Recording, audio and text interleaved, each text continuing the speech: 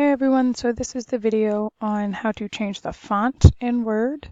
So I'm just going to type in Ostrich Lions, and it comes out in this default, which is Calibri body, which has to do with the settings of the headings in the body.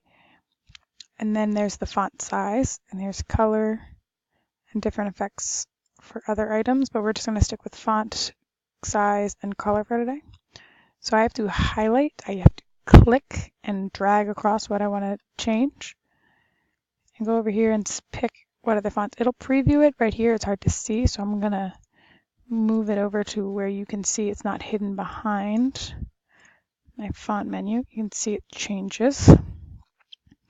And you have all these options. You can click through them and get a preview by looking over here at what it's changing to. I'm just going to choose a classic, and that actually made it really small and hard to read with this font, so I definitely want to make it bigger. And there's two ways to make it bigger. I'm going to center it now. I can pick the exact font size I want. Pick the number. I can enter if there's a number not in here, if I want to enter it in. So for example, it jumps from 28 to 36, and maybe I want something in between that. I can type in maybe 34. That didn't work. 34. And it'll bring somewhere in between there. I can also always use these two buttons, or makes it bigger or smaller.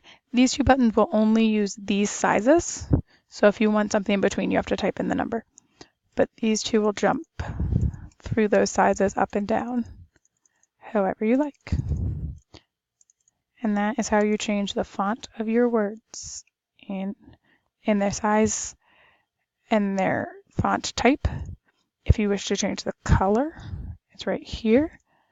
There's a little A for the text, and there's all of these options through here. Automatic depends on your settings. This is the default setting. It might not always be black if you've changed the default setting, but you can always go here.